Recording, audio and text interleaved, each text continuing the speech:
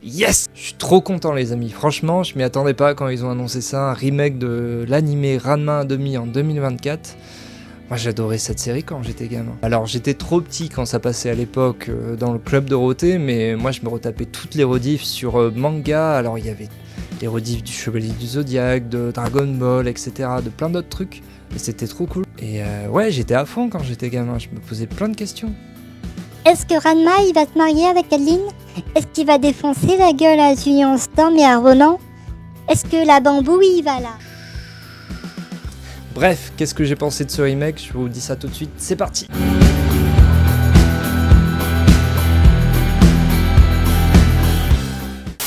Alors, Ranma 1/2, qu'est-ce que c'est? Alors déjà, c'est un manga qui a été créé à la base par Rumiko Takahashi, qui est à l'origine de plein de séries qui étaient à l'époque sur le Club Dorothée. Donc on a Lamu, Juliette Je t'aime, il y a aussi Ranma 1/2 bien sûr. C'est elle qui est à l'origine aussi d'Inuyasha. Donc ouais, elle a eu un petit succès quand même, on peut dire. Alors l'histoire commence chez la famille Tendo qui doivent recevoir la visite d'anciens amis de la famille, c'est-à-dire Genma Saotome et son fils Ranma. Et à l'époque, Genma est promis en mariage son fils à une des filles de Tendo car celui-ci n'a que des filles et il avait besoin de quelqu'un pour reprendre la succession du dojo. Sauf qu'avant d'arriver chez les Tendo, Genma et Ranma ont eu la bonne idée d'aller s'entraîner dans la montagne sacrée de Mekouille, je ne sais plus où. Sauf que là-bas il y a des sources maudites et si on a le malheur de tomber dedans, en fait on a la chance de se transformer en n'importe quoi. Et le fait est que Genma lui est tombé dans la source du panda, ce qui fait que lui se transforme en panda géant, et Ranma se transforme en fille car lui est tombé dans la source de la jeune fille. Et le fait est qu'il se transforme au contact de l'eau froide, mais il se détransforme aussi au contact de l'eau chaude. D'où le moitié soleil et moitié pluie, hein, même toi Bernard tu sais.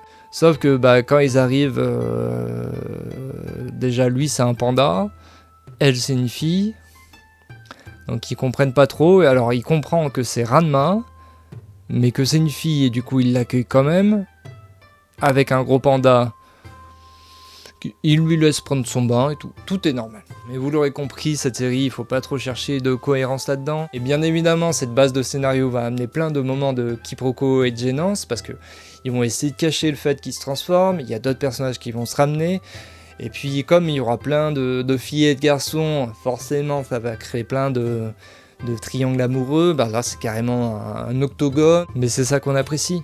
Puis comme tous les personnages sont des fortes têtes, et ça va se taper à tout bout de champ, et c'est ça qu'on veut. Du sang, de la sueur, du molar, des nénés. Oui, parce que la série est un petit peu coquine, mais c'est ça qu'on aime. Dans l'animé de l'époque, ça nous montrait un petit peu de néné, un petit peu de fessier. Sauf que là, ça a été un petit peu censuré dans le remake, donc les nénés, on n'a pas les petites gougouttes. Et puis la reine n'est pas séparée par une petite fente, comme un abricot au mur.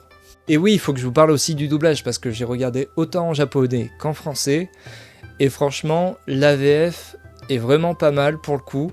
Alors d'habitude, moi je regarde tous mes animés en anglais, mais là, comme c'était un animé des années 80, que j'ai regardé qu'en français, donc du coup je voulais voir ce que ça donnait à l'heure d'aujourd'hui.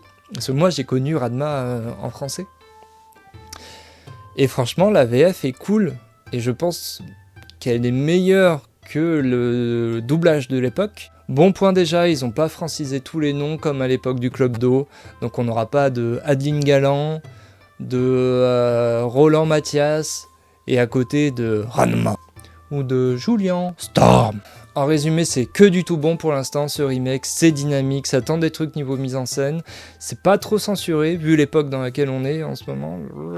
Je pense que découvrir le manga avec ce remake à l'heure d'aujourd'hui, il n'y a pas mieux, alors foncez les yeux fermés, et moi je vous donne rendez-vous la semaine prochaine pour une nouvelle critique sur la chaîne.